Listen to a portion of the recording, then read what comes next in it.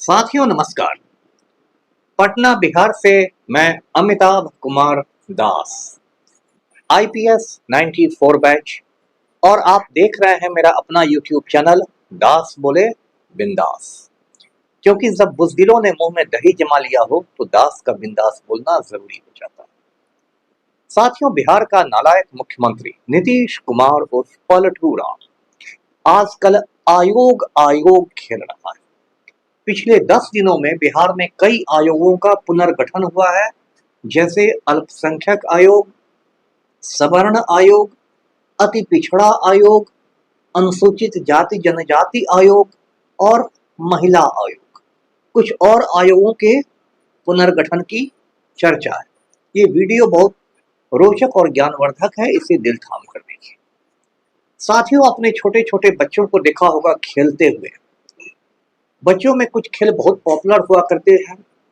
छोटे छोटे बच्चे डॉक्टर डॉक्टर खेलते हैं। उनका खिलौने का सेट भी आता है, जिसमें खिलौने का आला रहता है, खिलौने की सुई रहती है, इंजेक्शन रहता है, ये वो रहता है। एक बच्चा डॉक्टर बन जाएगा, दूसरे को सुई देगा। कुछ बच्चे ऑफिस ऑफिस खेलते हैं, तो उसमें एक बच्चा पापा बन जाएगा, वो ऑफिस चला जाएगा, ये करेगा वो करेगा। कुछ बच्चे घर घर खेलते हैं, मतलब एक बच्चा मेहमान बन जाएगा, एक मेजबान बन जाएगा, एक बच्चा चाय उसको पिलाने लगेगा, बिस्किट खिलाने लगेगा। तो जैसे बच्चे खेलते हैं डॉक्टर डॉक्टर, ऑफिस ऑफिस, घर घर, ऐसे ही पलटू राम आजकल खेल रहे हैं आयोग आयोग। पिछले 10 दिनों में बिहार में कई आयोगों का पुनर्गठन हुआ है। अब किसी ज्यादातर आयोगों का जो कार्यकाल है वो 3 वर्ष के लिए है। हो सकता है किसी का 5 वर्ष का भी रख दिया जाए, लेकिन सामान्यतः 3 वर्ष का है। अब इन आयोगों का काम क्या होता है? ये आयोग जो है ये सरकारी खर्च पर चलते हैं, ये कहने की जरूरत नहीं। इनको जो भी वेतन मिलता है, इनके अध्यक्ष को, सदस्य को जो गाड़ी घोड़ा मिलता है, जो उनको बंगला मिलता है, कार्यालय मिलता है, वो सब सरकार का पैसा। सरकार के पैसा का क्या मतलब है? मतलब मेरा और आपका पैसा। क्योंकि सरकार का जो पैसा रहता है वो जनता से ही टैक्स लेकर आता है।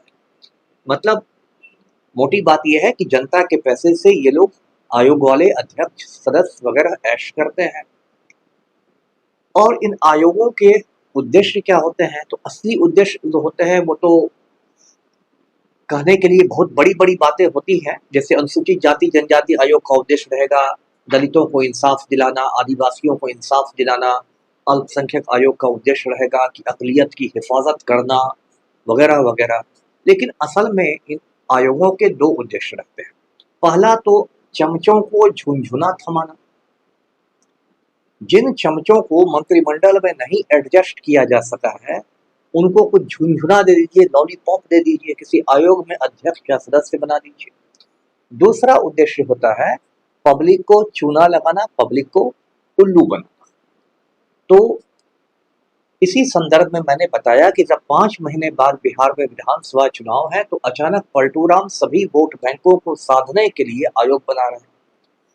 अब एक एक आयोग की मैं जांच पड़ताल करता हूँ। एक आयोग बनाया गया है बिहार राज्य अल्पसंख्यक आयोग। इसके अध्यक्ष बने हैं जदयू के नेता हैं मौलाना गुलाम रसूल बलियावी। अब देखिए, इस आयोग को कहा जाएगा कि जो अल्पसंख्यक होते हैं, अकलियत या माइनॉरिटीज, उनकी हिफाजत के लिए ये बनाया जाता है। तो बिहार के संदर्भ में देखें तो सबसे बड़ी जो अल्पसंख्यकों की बिरादरी है, मुसलमानों की है। और ये आयोग कौन बनवा रहा है? पलटू राम। जो पलटू राम भारतीय जनता पार्टी की गोद में बैठा हुआ है, जो पलटू राम बीजेपी की मदद से सरकार में है। और बच्चा बच्चा जानता है हिंदुस्तान का या दुनिया का भी कि पूरी जो राजनीति है बीजेपी की, तो पूरी बीजेपी की सियासत है वो मुसलमानों के खिलाफ नफरत पर आधारित है। बीजेपी का काम ही है मुसलमानों के खिलाफ नफरत पैदा करना, नफरत पैदा करके वोटों का ध्रुवीकरण करना और हिंदू वोट बैंक में सिंधमारी कर देना। वो नफरत अलग अलग किस्म से हो सकती है। कभी बाबरी मस्जिद के नाम पर वो नफरत फैलाई जाएगी मुसलमानों के खिलाफ, बाबरी मस्जिद को तोड़ दिया जाएगा राम जन्मभूमि के नाम पर। कभी वो नफरत हो सकती है गो रक्षा के नाम पर, किसी मुसलमान को लिंच कर दिया जाएगा, जान से मार दिया जाएगा, ये अल्लाह उड़ा के कि उसके फ्रिज में गाय का मांस रखा हुआ है, बीफ। कभी लव जिहाद के नाम पर मुसलमानों से नफरत फैलाई जाएगी। यदि किसी मुस्लिम लड़के ने हिंदू लड़की से शादी की तो उस पर निशाना साधा जाएगा। कभी उर्दू के नाम पर कभी बांग्लादेशी घुसपैठियों के नाम पर, मतलब पूरी जो घूम फिर के जो बीजेपी की राजनीति होती है वो मुसलमानों के प्रति नफरत की राजनीति होती है। और ये पलटू राम का पाखंड देखिए कि बीजेपी की गोद में बैठ के ये आदमी अल्पसंख्यक आयोग बना रहा है, अकलियत की बात कर रहा है। किस तरह देखिए मुसलमानों को चूना लगाया जा रहा है। अभी हाल में जब संसद में वक्फ बिल पेश हुआ था, जो अब पास होने के बाद कानून बन गया है, उसमें भी मुसलमानों के हितों पर चोट की गई थी। वक्फ पर मैं पहले भी वीडियो बना चुका हूँ कि किस तरह मुसलमान अगर धर्म के लिए अपनी ज़मीन दे देता है या और कोई संपत्ति देता है तो वक्फ की ज़मीन हो जाती है। अब जो नालायक नरेंद्र मोदी है, हिंदुस्तान का वजीर आजम, वो चाहता है कि वक्फ की सारी ज़मीन लेकर वो अपने मालिक गौतम अडानी के चरणों में रख दे। इसलिए वक्फ कानून पास किया गया और इस कानून को पास करने में भी पलटू राम की जेडीयू ने, जनता दल यूनाइटेड ने संसद में बीजेपी का साथ दिया। तो एक तरफ आप मुसलमानों पर हमले कर रहे हैं बीजेपी के साथ मिलकर, और दूसरी तरफ आप अल्पसंख्यक आयोग बना रहे हैं मुसलमानों को दिखाने के लिए कि हमें आपकी कितनी ज्यादा फिक्र है। तो ये तो पब्लिक को चुना लगाने वाली बात हो गई। और दूसरी बात मैंने कही थी कि चमचम को झुंझुना लेना पड़ता है, तो एक गुलाम रसूल बलियाबी जी हैं जो कुतुब मीनार इतनी ऊंची टोपी लगाए रहते हैं और 1 किलोमीटर की दाढ़ी रखता है। अब उस मौलाने को एक झुंझुना दे दिया गया, लॉलीपॉप दे दिया गया कि आप बजाते रहिए झुंझुना कि मैं अध्यक्ष हूँ अल्पसंख्यक आयोग का, मैं तो अकलियत की हिफाजत कर दूंगा। तो देखिए ये चूना लगाने वाला काम। दूसरा आयोग ले लीजिए, सवर्ण आयोग।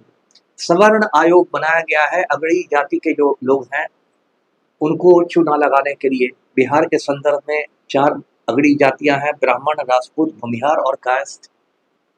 अब पलटू राम ने इन लोग के लिए कुछ किया नहीं। पलटू राम का लवकुश समीकरण है जो कुर्मी और कोयली का समीकरण है, उसमें अगड़ी जातियों के लिए कोई जगह ही नहीं है। जब 2023 में जातीय जनगणना हुई तो पलटू राम ने आरक्षण की सीमा बढ़ाकर 75% कर दी, 75%, जिसको बाद में पटना हाई कोर्ट ने रद्द कर दिया और अभी वो मामला सुप्रीम कोर्ट में है। तो अगड़ी जातियों के लिए तो पलटू ने कुछ किया नहीं। लेकिन अभी चूंकि अब भारत सरकार ने भी, मोदी सरकार ने भी जातीय जनगणना का ऐलान कर दिया है, तो अगड़ी जातियों के बीच थोड़ा टेंशन है कि जातीय जनगणना के बाद आरक्षण की सीमा बढ़ जाएगी। अभी तो सुप्रीम कोर्ट ने 50% का उस पर कैप लगाया हुआ है। सुप्रीम कोर्ट ने इंदिरा साहनी केस में फैसला दिया है कि 50% से ज्यादा रिजर्वेशन नहीं हो सकता। लेकिन डर है अगड़ी जातियों को, और ये डर सही है, कि जब जातीय जनगणना हो जाएगी, कास्ट सेंसस हो जाएगा, तो 50% से भी उसको बढ़ा दिया जाएगा आरक्षण को, और उसको संविधान की 9वीं अनुसूची में डाल दिया जाएगा, 9th शेड्यूल में, जिससे कोर्ट में भी उसको चुनौती नहीं दी जा सके। तो अब अगड़ी जातियों को उल्लू बनाने के लिए पलटू राम ने बना दिया सवर्ण आयोग। सवर्ण आयोग का अध्यक्ष बना दिया गया, भूमिहार हैं एक महाचंद्र प्रसाद सिंह, उनको बना दिया गया। उनको एक झुंझुना दिया गया, लॉलीपॉप दिया गया कि अब झुंझुना बजाते रहिए कि मैं तो सवर्ण आयोग का अध्यक्ष हो गया हूँ। और उपाध्यक्ष बना दिया गया, जदयू के नेता है राजीव रंजन प्रसाद, वो कायस्थ हैं, लाला जी हैं, तो वो झुंझुना बताएंगे कि मैं उपाध्यक्ष हूँ सवर्ण आयोग का। सवर्णों को कुछ मिलना उलना है नहीं, पलटू तो कुर्मिस्तान ही बनाएगा, सवर्ण लोग मुंह देखेंगे। इसी तरह एक आयोग बना है अनुसूचित जाति जनजाति आयोग। उस अनुसूचित जाति जनजाति आयोग में मांझी के एक रिश्तेदार को रख लिया गया है, जीतन राम मांझी के, और एक चिराग पासवान के रिश्तेदार को रख लिया गया है। मतलब जो पलटू राम परिवारवाद पर हमेशा हमलावर रहता है, वो अब मांझी और पासवान के रिश्तेदारों को अनुसूचित जाति जनजाति आयोग में रख रहा है। और देखिए पलटू कितना बड़ा पखंडी है, मैं आपको याद दिलाता हूँ। एक दलित आईएएस अधिकारी हुआ करते थे बिहार में, जी कृष्णैया, अनुसूचित जाति से आते थे, बहुत गरीब परिवार के थे। उनका खून आनंद मोहन ने नेशनल हाईवे पर कर दिया था दिसंबर 1994 में। पटना हाई कोर्ट ने आनंद मोहन को फांसी की सजा सुनाई, सुप्रीम कोर्ट ने उम्र कैद में तब्दील कर दी सजा को। 15-16 साल तक आनंद मोहन जेल में रहा और 2 साल पहले पलटू राम ने उसको जेल से बाहर कर दिया, जेल मैनुअल में संशोधन करके बिहार का कायदा कानून बदल के, क्योंकि पलटू राम को राजपूत वोट बैंक में सेंधमारी करनी थी। तो एक तरफ ये पलटू राम अनुसूचित जाति के आईएएस के खूनी को जेल से बाहर निकाल देता है और दूसरी तरफ बना देता है अनुसूचित जाति जनजाति आयोग। फिर वही बात हो गई, चूना लगाने के लिए, दलितों की आंख में धूल झोंकने के लिए, और इसी बहाने मांझी और पासवान के रिश्तेदारों को झुनझुना थमा दिया गया। एक आयोग बना है, वो कल उसका गठन हुआ है, वो है बिहार राज्य महिला आयोग। महिला आयोग का आप ऑफिस देखते होंगे पटना में, हाई कोर्ट के पास है, एक साउथ दिल्ली रोड पर। इस आयोग को भी कुछ करना नहीं है। कोई श्रीमती अप्सरा उसकी अध्यक्षा बनाई गई है, जिसका आज तक मैंने नाम भी नहीं सुना। ये कौन अप्सरा है, कहाँ से आई हैं? तो वो अप्सरा जी इसकी अध्यक्षा बनी है और 4-5 लोग इसमें हैं। फिर झुंझुना दिया गया है भगतिनों को बजाने के लिए। और पलटू राम ने महिलाओं के लिए क्या किया है वो किसी से छुपा हुआ नहीं है। पलटू राम के समय मुजफ्फरपुर बालिका गृह कांड हुआ, जिस कांड में 34 बच्चियों के साथ रेप हुआ, दुष्कर्म हुआ, और किस तरह से पलटू राम ने उस समय समाज कल्याण मंत्री मंजू वर्मा को बचाने की कोशिश की थी, आपसे छुपा हुआ नहीं। अभी हाल में 8-10 रोज पहले मुजफ्फरपुर के कुढ़नी में 9 साल की बच्ची के साथ रेप हुआ, मर्डर हो गया। वो पीएमसीएच में एम्बुलेंस में 6 घंटे तड़पती रही, उसको बिस्तर नहीं मिला, बेड नहीं मिला। ये महिलाओं की हालत है बिहार में। और पलटू राम की तो दिमागी हालत ये हो गई है कि वो जहां महिला को देखते हैं उस पर झपट्टा मार देते हैं। तो बिहार राज्य महिला आयोग यदि सच में ईमानदारी से काम करे तो सबसे पहले तो उसे पलटू राम को नोटिस भेजना चाहिए कि आप औरत को देखते ही बेकाबू क्यों हो सकते हैं, आप महिलाओं पर झपट्टा क्यों मार देते हैं। लेकिन वो तो महिला आयोग को करने की हिम्मत है नहीं। वहां भगतिन लोग बैठी हुई हैं चिमटा बजाने के लिए। तो इसी तरह आयोग बन रहे, एक अत्यंत पिछड़ा आयोग भी बन गया है, उसमें कोई भंडारी जी अध्यक्ष बनाए गए, और हो सकता है आने वाले दिनों में कुछ और आयोग बने। हो सकता है बाल संरक्षण आयोग का पुनर्गठन हो जाए, फिर मछुआरा आयोग बन जाए। मतलब जनता के पैसे से ये नेता लोग मौज मस्ती करेंगे और जनता का एक भला नहीं होने वाला है। यदि पलटू का बस चले तो बिहार राज्य माफिया आयोग भी बना दे, जिसमें अनंत सिंह अध्यक्ष बन जाए और आनंद मोहन उपाध्यक्ष बन जाए, वो माफिया के हितों के लिए काम करे। तो पलटू राम, चुनाव के 5 महीने पहले आपने इतने आयोग बना दिए, लेकिन आयोग खेलने से आप पब्लिक को मूर्ख नहीं बना सकते। बिहार की जनता ने इस बार बदलाव का मूड बना लिया है।